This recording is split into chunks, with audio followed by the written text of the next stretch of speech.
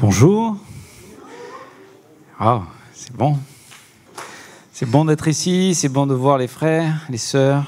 C'est bon de chercher ensemble le Seigneur, de passer ces moments ensemble, ces conférences. On va prier. Seigneur, merci déjà pour cette belle communion, pour tous ceux qui arrivent et ceux qui nous rejoindront peut-être encore demain. Et Seigneur, on veut que le nom de Jésus soit élevé dans nos vies, dans nos cœurs, dans nos pensées, dans notre communion, dans notre quotidien. Et pendant cette période en particulier, que tu sèmes des choses dans nos vies, que tu nous encourages, tu nous fortifies, tu nous émerveilles de tes bontés, de ta grâce, de ta parole, de ton plan pour chacun d'entre nous.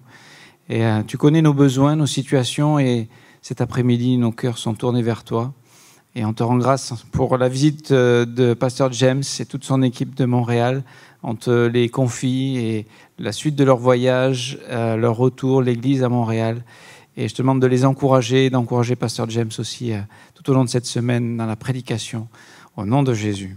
Amen. Alors, toujours dans le thème d'une vie d'adoration, notre verset de la conférence en Jean 4, 23, où Dieu recherche de vrais adorateurs, des adorateurs qui vont adorer en esprit et en vérité. Et en réfléchissant sur quel est l'exemple d'un adorateur dans la parole de Dieu, évidemment, il y en a un qui saute aux yeux, c'est notre Seigneur Jésus, qui est l'exemple parfait, parce que rempli du Saint-Esprit, Ésaïe 42, 1, son serviteur, il le soutiendra, j'ai mis mon esprit sur lui, rappelé en Matthieu 12, 18. Voici mon serviteur que j'ai choisi, mon bien-aimé en qui mon âme a pris plaisir. Je mettrai mon esprit sur lui, il annoncera la justice aux nations. Et évidemment, l'adoration, c'est cette communion du Saint-Esprit. Adorer, c'est le mot proskuneo en grec, et ça veut dire se prosterner, tomber sur ses genoux. Les gens qui se prosternent, qui se mettent à genoux, qui mettent la tête par terre devant un autre pour reconnaître quoi? Son autorité, sa supériorité, son rang supérieur. On a entendu parler de l'ordre hier. J'ai aimé ça. Il y a un ordre. Dieu est le premier, doit être le premier dans notre vie. Parce qu'il est Dieu. Mais parce que le péché est là, évidemment, il y a une bataille. Et on ne souhaite pas que on ne souhaite pas que Dieu soit le premier dans notre vie, parce que la chair est là, parce que le diable veut prendre sa place, veut nous tromper, veut nous voler. Et de reconnaître qu'il y en a un plus grand que nous, c'est dur pour l'orgueil de l'homme et l'arrogance de l'homme. Pourtant, c'est la réalité. Et lorsque nos cœurs acceptent de se prosterner, acceptent humblement de reconnaître que Dieu est plus grand que nous, mais il n'est pas simplement plus grand et plus puissant, ça c'est une évidence, mais c'est un Dieu plein d'amour, plein de grâce, un Dieu qui a un plan pour chacun d'entre nous. Et quelquefois, on a l'image de l'adoration comme un moment où un moment où on est rempli du Saint-Esprit, on loue Dieu, et puis là, on est en train d'adorer Dieu. Alors c'est vrai, c'est un moment d'adoration où, quelque part, on prend conscience, et par le Saint-Esprit, on prend conscience de la grandeur de Dieu, de qui est Dieu, de qui je suis, de la grâce qui m'est faite de pouvoir m'approcher, de pouvoir avoir un accès à un tel être, une telle personne. Qui suis-je en réalité? Mais l'adoration, les adorateurs que Dieu recherche, ce n'est pas juste des gens qui font à un moment donné, on loue Dieu, et c'est merveilleux, on est dans la présence de Dieu, nos émotions sont au top, c'est formidable. C'est comment au quotidien? Je veux dire, c'est des adorateurs au quotidien. La vie avec Dieu, c'est au quotidien, c'est tout le temps. On est le temple du Saint-Esprit, et le Saint-Esprit veut être là tout le temps. Pas juste le dimanche quand on va à l'église et on adore Dieu, on a la cravate et on est bien habillé, et c'est magnifique, il y a des belles louanges et c'est « Oh Seigneur !»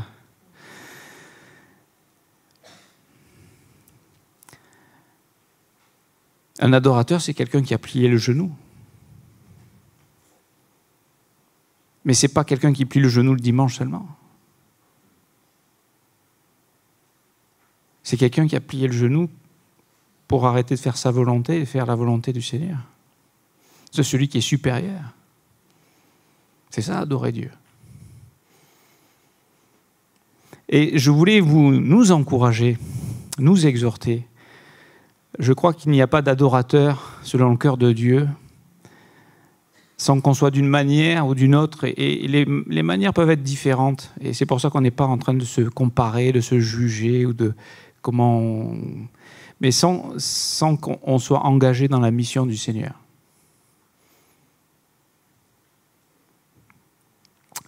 Sa nourriture, il le dit en Jean 4, 34, c'est de faire la volonté de celui qui l'a envoyé et d'accomplir son œuvre.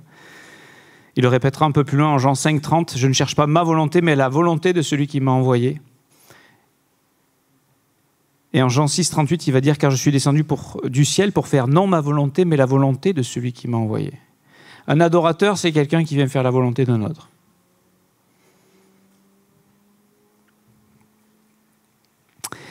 Et la volonté, au verset 39 de Jean 6, « Or la volonté de celui qui m'a envoyé, c'est que je ne perde rien de tout ce qu'il m'a donné, mais que je le ressuscite au dernier jour. » La volonté du Seigneur, quel est le plan de Jésus en ce moment?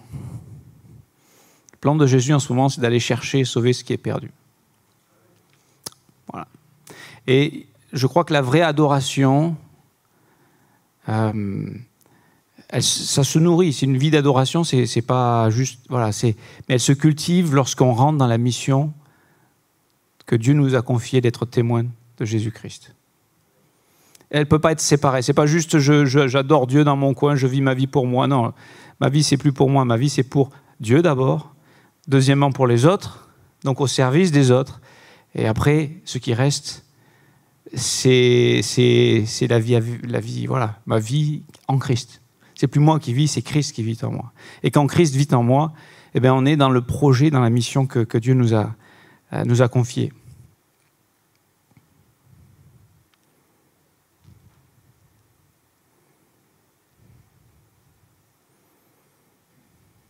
Donc l'adoration, c'est de vivre de toute parole de Dieu, on sait ça, en pleine soumission et obéissance. Soumission à sa personne, une personne de grâce et de vérité, et à sa volonté. Sa volonté d'aller. Matthieu 28, 18 à 20, il dit « Jésus s'étant approché, leur parla ainsi, tout pouvoir m'a été donné dans le ciel et sur la terre. Allez, faites de toutes les nations des disciples, les baptisant au nom du Père, du Fils et du Saint-Esprit, et enseignez-leur à observer tout ce que je vous ai prescrit. Et voici, je suis avec vous tous les jours jusqu'à la fin du monde. » Ça, c'est un adorateur. Il vit avec Jésus. Il vit pour Jésus. Il vit par Jésus.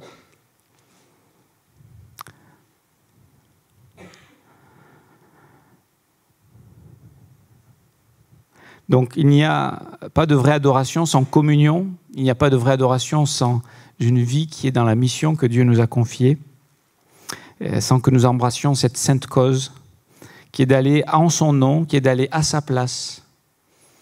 C'est le projet du Seigneur. Lui, il est monté, c'est l'ascension, il est au ciel. Maintenant, c'est hey, allez-y, je suis avec vous, allez-y. Et j'aimerais que vous reteniez 3 noms, mais surtout 2.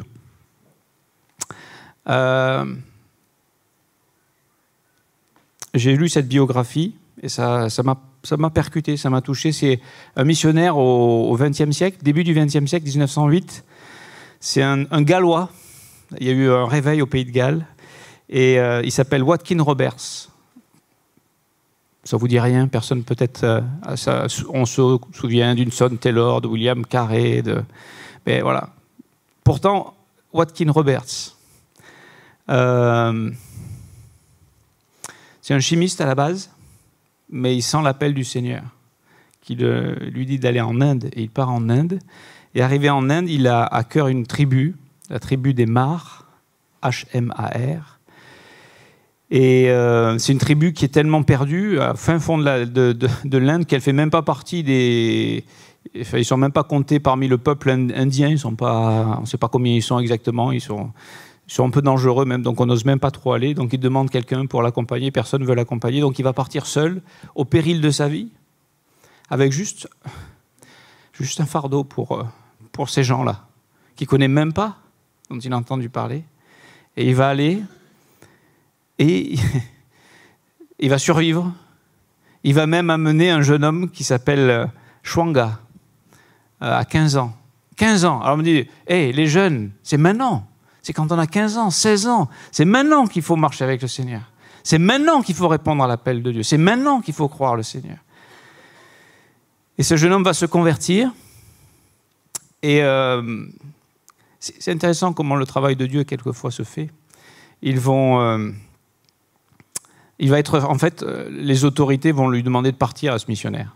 Pourtant, il faisait un super travail et il est obligé de partir. Et ce jeune homme va faire 150 km. Alors, il n'y avait pas les autoroutes, il n'y avait pas les bus, il n'y avait pas les trains en grève. Non. Il y avait la jungle, 150 km dans la jungle pour rejoindre ce missionnaire, pour apprendre l'anglais, pour apprendre la Bible, pour pouvoir l'enseigner à son peuple. Et ce jeune homme va retourner après je ne sais pas combien de temps ça a duré, sa formation avec ce missionnaire qui, lui, va retourner après dans son pays. Et il va avoir à cœur de juste prêcher l'évangile, simple. Et beaucoup des gens de cette tribu qui étaient plutôt je dirais pas des cannibales, mais ils étaient durs entre eux, ils se tuaient entre eux, enfin je veux dire, ils vont connaître l'amour de Jésus, la paix de Jésus. Et près de 80% de la tribu des Mars va se convertir au Seigneur Jésus-Christ et va professer Christ. Mais il y a quand même des difficultés parce qu'ils n'ont pas la parole. Et j'ai trouvé ça extraordinaire aussi, de comprendre que sans la parole de Dieu, on ne peut pas être des adorateurs. On a besoin du Saint-Esprit, on a besoin de la parole de Dieu, d'être dans la parole de Dieu, de vivre de toute parole de Dieu. Et cet homme, Chouanga, va décider de pousser son fils à étudier. Et même aller à l'université, parce qu'il dit on a besoin de quelqu'un, d'érudit, pour justement nous apporter la parole de Dieu dans notre langue. Et ce jeune homme s'appelle, et ça retenez bien son nom, Rochunga Pudeit. Rochunga Pudeit. Il faut le retenir. Hein. Rochunga Pudeit. Il va accepter le défi, lui aussi, il va devoir traverser la jungle, lui aussi, il va devoir travailler dur pour ses études, étudier. Il va toujours être limite pour apprendre l'anglais, pour passer, mais finalement, il va réussir. Et même, il devient assez connu. On veut l'élire comme un gouverneur un petit peu de cette province, parce qu'il n'y a personne qui pourrait diriger cette province. Et au moment où il est prêt à accepter ce poste, il reçoit une invitation de ce missionnaire, Watkins Roberts, qui propose de lui payer des études en Angleterre. Donc il décline cette place de gouverneur pour partir étudier en Angleterre. Là, il est reconnu par d'autres personnes et en même temps, il a à cœur de faire quoi? De traduire la Bible dans la langue de son peuple et qui n'est pas écrite. Donc il va devoir utiliser je ne sais pas comment ça s'appelle, les sons anglais pour justement traduire la Bible. Et en même temps qu'il étudie, il traduit la Bible. Et là, il va il va croiser la route de Billy Graham qui l'encourage d'aller aux États-Unis. Il va aller aux États-Unis. Il va finir la traduction de sa Bible en 1958. Il va envoyer 10 000 exemplaires qui vont être vendus en moins de 6 mois. La superficie de sa tribu, c'était à peu près plus grand que la Corse, 10 000 mètres carrés.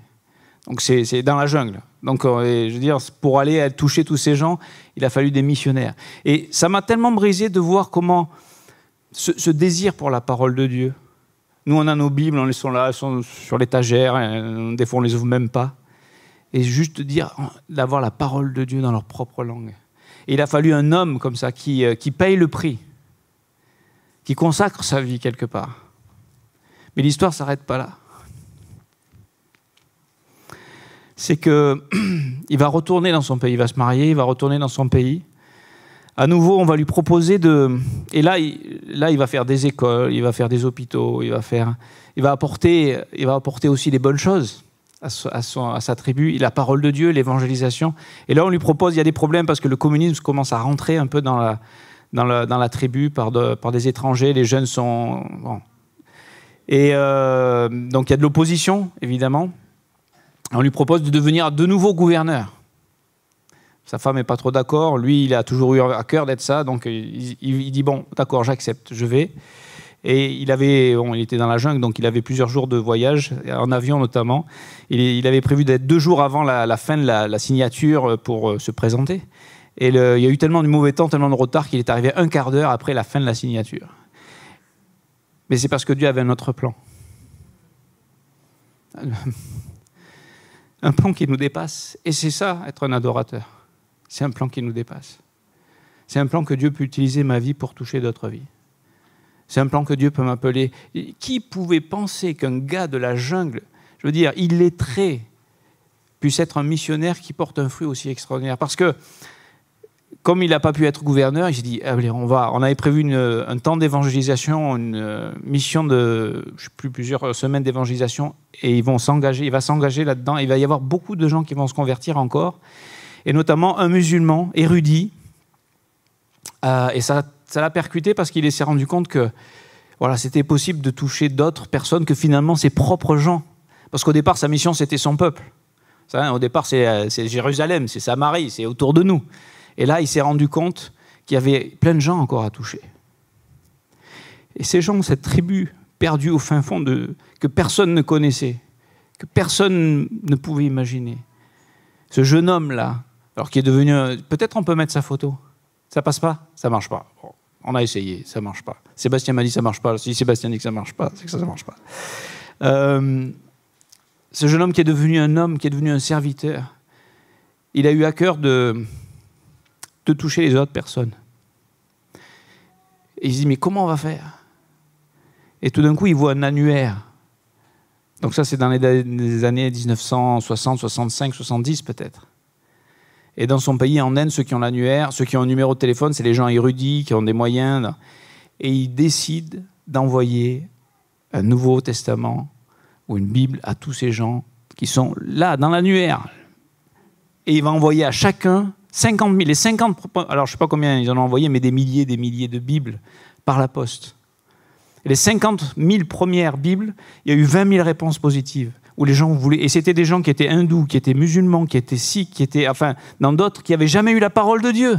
Et lui, il a compris ce que c'était d'avoir la parole de Dieu. Et ils ont commencé par l'Inde, après c'était le Sri Lanka, après ça a été la Thaïlande. Juste ce gars. Et qui peut l'utiliser? Parce qu'il a cru Dieu. Il n'était pas le super... Il était juste quelqu'un qui a cru Dieu et qui a obéi à Dieu, qui est un adorateur, qui allait jusqu'au bout d'annoncer l'évangile. Et juste pour conclure, mercredi, j'étais tellement béni d'être avec l'équipe de Montréal.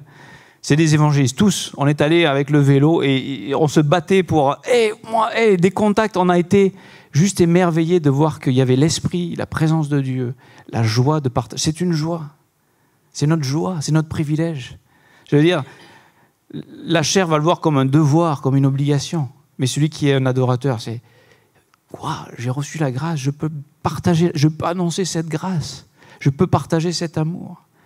Et je crois que le fait de recevoir et de donner, c'est ce qui nous amène dans cette vie d'adoration. Si on est juste dans l'attente de recevoir parce que j'ai besoin, et qu'on ne donne jamais, on ne rentre pas dans cette adoration. Comprenez? Et c'est par la foi qu'on le fait. C'est par la foi. Et Dieu prépare, et Dieu nous émerveille de ce qu'il y a des gens qui ont faim et soif. Et il faut que je m'arrête là pour cet après-midi. Mais voilà, soyons des adorateurs, pas du dimanche, des adorateurs du lundi, du mardi, du mercredi, à notre travail, dans nos familles, là où il nous a placés, par téléphone. Je pense à Sébastien. Il est où Sébastien? Je ne le vois pas, Sébastien, à Bitan. Il est là-bas. Par téléphone. Tu ne peux pas sortir, mais par téléphone. Et ce que Dieu va faire, je pense à notre sœur en Tunisie, ce que Dieu peut faire, qui s'est convertie, ce que Dieu peut faire. Alors, il n'y a pas une seule méthode, mais il y a le cœur d'adorer Dieu et de parler de notre Jésus, de celui qui nous aime. Et ça, c'était juste un exemple. Roshunga Pudait. J'espère que vous vous rappellerez de lui. Que Dieu vous bénisse.